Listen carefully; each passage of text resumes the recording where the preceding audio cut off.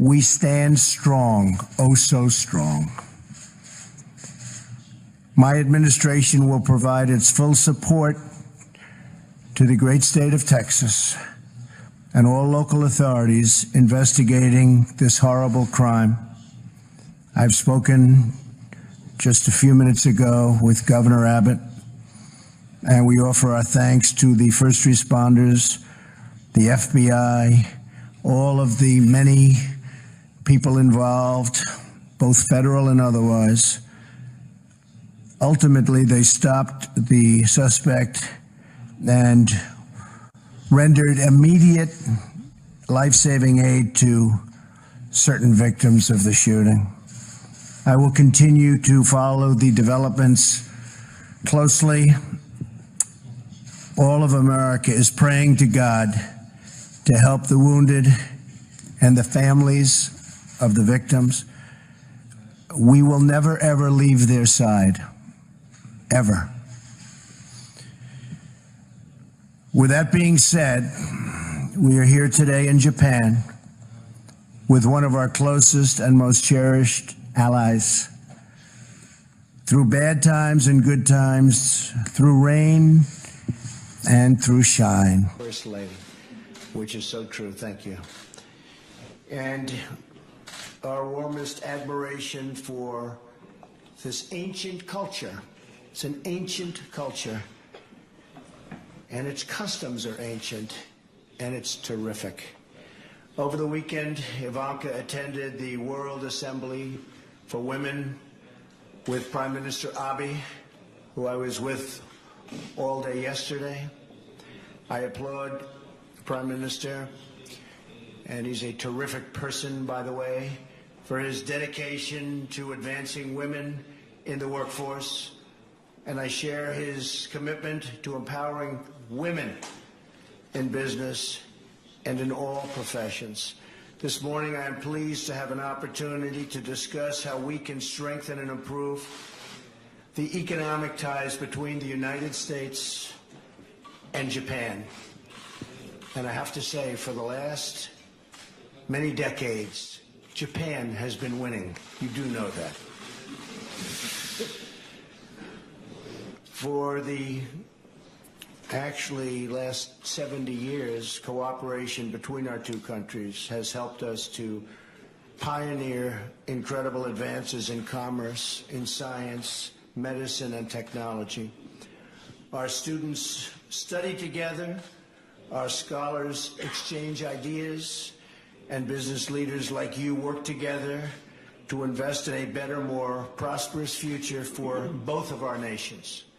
I know many of the leaders in this room have helped to build Japan into the center for commerce and innovation that it is today, and I want to commend you for your incredible achievements in so many areas. And I looked at a list of the people in the room. They are truly the leaders of industry. I congratulate you all.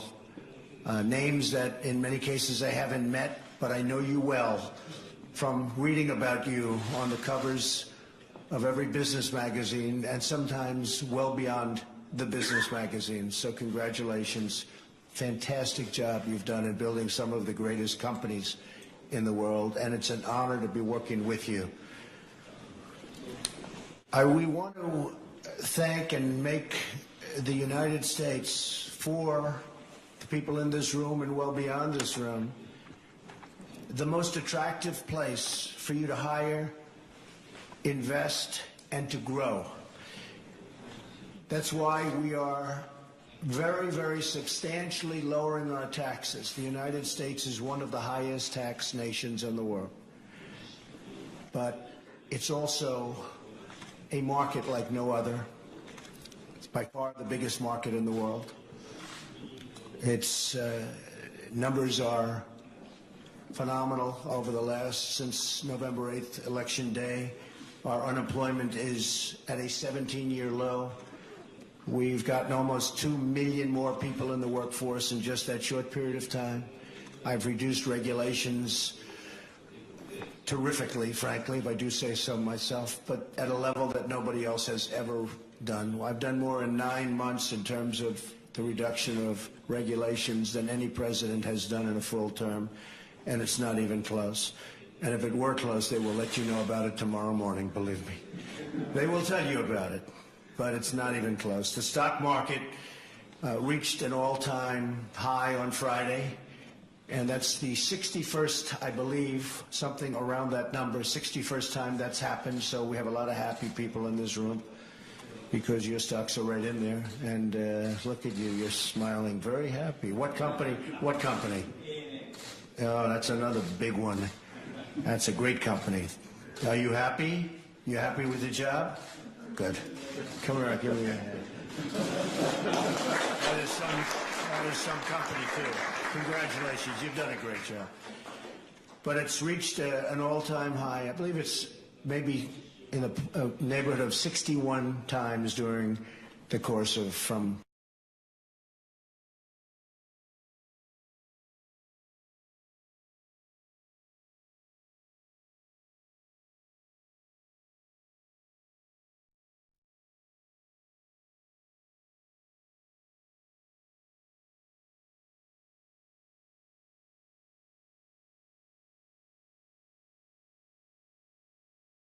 did a tremendous damage to Texas and Florida and Puerto Rico, Virgin Islands, and Louisiana, and even Alabama was affected, and other places, Georgia. And we figured at least a point, so I was going to close my eyes a little bit when the numbers came out, and the number came out at 3. That would mean that it would have been 4, and GDP at 4 was unthinkable, actually unthinkable, when I was running, and I said we could do it. They were saying maybe you could hit 2, 2.5. My first quarter was 1. We were in the ones, and so we're at 3, and now 3.2, and again, without the hurricanes, I think we would have been 4 or very close to 4. So that's GDP of 4. That was not something that people thought of in the first 3 or 4 years, and we've already hit it. And we will continue to. On regulations, while I've reduced regulations terrifically, it would take, as an example, to build a highway, it would take 17 to 20 years to get approvals. And at the end of the 20th year, in many cases, they voted it down. Do you approve? No. So they wasted tens of millions of dollars. There's a highway in Maryland where it took exactly 17 years. And the original numbers were very little, and it ended up costing hundreds of millions of dollars for a very small, short highway. And we can't have that. So we're trying to bring that number down from anywhere from 13 to 20 years. We're trying to bring it down to 1 year. You want to build a road? You want to build a highway? You want to build a school? You want to build a factory, most importantly to the folks in this room, or a plant? You're going to have your approvals very, very quickly. Now, you may be rejected quickly, too, but that's okay. If you're rejected quickly, you don't want to be rejected at the end of the 17th year. I approved a power plant which has been under consideration for 11 years, and they gave up, and I approved it. And it's a $7 billion plant, and the state wanted it, and the local community wanted it, but they had environmental restrictions, and now it's being built. The Dakota Access Pipeline, and as you know, the Keystone Pipeline, that was rejected by the previous administration. The Keystone Pipeline was dead, and the Dakota Access Pipeline was even worse shape because they built it, but they weren't allowed to hook it up. So I consider not starting even better than that. And in my first week, I approved both. It's 42,000 jobs. The Dakota is already open, and Keystone is starting. It's actually already started, and that was done in the first week. Got it approved, and we have many other things like that. I could stand here all day and tell you additional events that we've done that create jobs and are good for our country, not bad for our country. When you want to build your auto plants, you will have your approvals almost immediately. When you want to expand your plants, you will have your approvals almost immediately. And in the room, we have a couple of the great folks from two of the biggest auto companies in the world that are building new plants and doing expansions of other plants. And you know who you are, and I want to just thank you very much. I want to thank you. I also want to recognize the business leaders in the room whose confidence in the United States, they've been creating jobs. You have such confidence in the United States, and you've been creating jobs for our country for a long, long time. Several Japanese automobile industry firms have been really doing a job, and we love it when you build cars. If you're a Japanese firm, we love it. Try building your cars in the United States instead of shipping them over. Is that possible to ask? That's not rude. Is that rude? I don't think so. If you could build them, but I must say Toyota and Mazda, where are you? Are you here? Anybody? Toyota, Mazda? I thought so. Ooh, I thought that was you. That's big.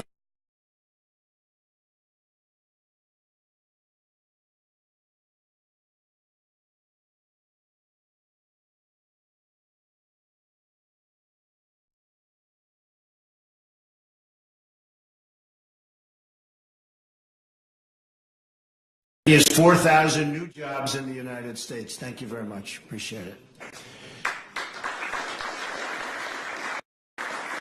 And we're very pleased. Last month, announced that it will invest $1 billion to expand its activities in Tennessee, a great state. Great state. I know I'm going to introduce them now. And create over 1,000 new jobs. And I do believe that's you, another famous man. Come here.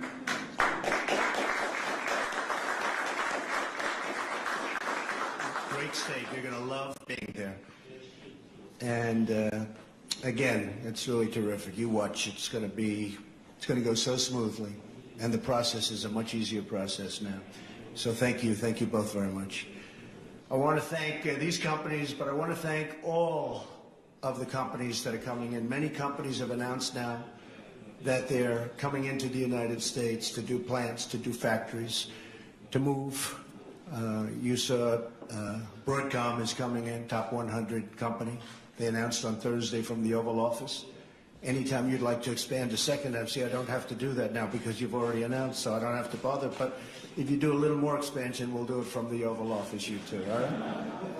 But we just did that announcement from the Oval Office, and Foxconn is coming in with a massive plant that's going to be in Wisconsin, and that was very exciting. They do the Apple iPhones, and it's going to be a tremendous success. But we have to do more. The United States has suffered massive trade deficits with Japan for many, many years. Almost $70 billion annually, $70 billion. Many millions of cars are sold by Japan into the United States, whereas virtually no cars go from the United States into Japan. And our car industry is doing very well, and our product is fantastic. So we'll have to negotiate that out, and we'll do it in a very friendly way, and I know it's going to be a successful negotiation. And one thing I can say, that we make the greatest military equipment in the world. There's nothing close. And Prime Minister is ordering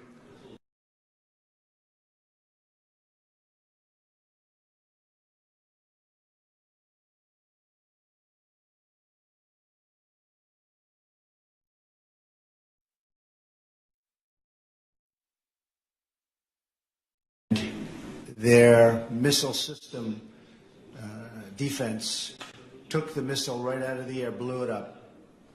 Incredible talent, incredible technology that we have, incredible. The accuracy that you can stop something like that. It's like a needle in the air going very, very fast. And we make incredible equipment, whether it's the planes, the missiles, anything you can think about. There's nobody even close. So we're going to be doing a lot of business with many countries on defense. We want fair and open trade. But right now our trade with Japan is not fair and it's not open, but I know it will be soon. We want free and reciprocal trade, but right now our trade with Japan is not free and it's not reciprocal. and I know it will be. And we've started the process, and it's gone on for a long time, but I know that we will be able to come up with trade deals and trade concepts that are going to be fair to both countries, and actually I think will actually be better for both countries. And I have no doubt that it'll be done in a quick and very friendly manner. I'm very optimistic about the future of our economic partnership. We are proud, for instance, that after the United States, Japan is the largest owner of Boeing aircraft, greatest commercial aircraft in the world. Is Boeing here? Boeing? Oh, look at my guy. Stand up.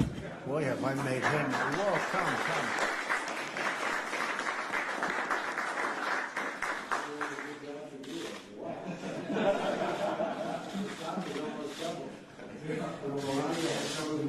You know what happened?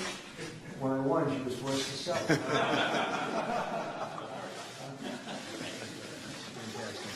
Great job you're doing. And I do love the F-18 also. I love the F-18.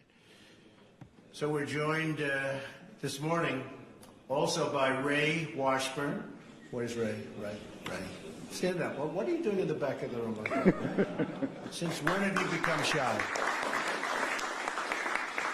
Ray was with us from the beginning, right from the day I announced. Ray felt very strongly about it. And Ray's now the CEO of the Overseas Private Investment Corporation, or OPIC. And Ray's working with the Japan Bank for International Cooperation to invest in bold new infrastructure projects. This is a major development that will advance our shared interests in the region. Ray, I want to thank you for doing such a great job. From day one, the day I met you, perfect job. Thank you very much. And in partnership with the United States, the sovereign nations of the Indo-Pacific will work together to achieve a future of security, prosperity, and peace. We will have more trade than anybody ever thought of under TPP, that I can tell you. TPP was not the right idea. Probably some of you in this room disagree, but ultimately I'll be proven to be right.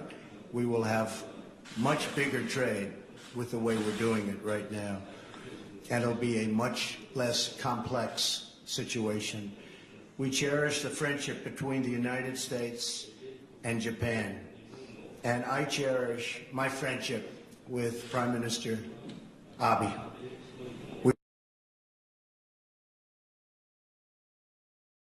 We believe that a balanced economic partnership will unlock new frontiers for discovery, unleash new prosperity for our citizens, and improve the lives of millions and millions of people all around the world.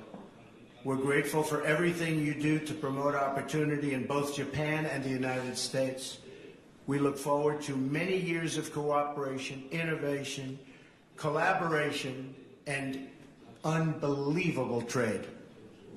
Unbelievable trade. It's happening, and it's going to happen. So I want to thank everybody for being here today. Again, you are the rock stars of business. Amazing people. I hope your family recognize how important you are. Oftentimes they don't, right? But you really are. You're the rock stars of business, and it's an honor to be with you. And I think as soon as the media leaves, we'll do some question and answers. Okay? Thank you very much. Thank you. Thank you very much, everybody.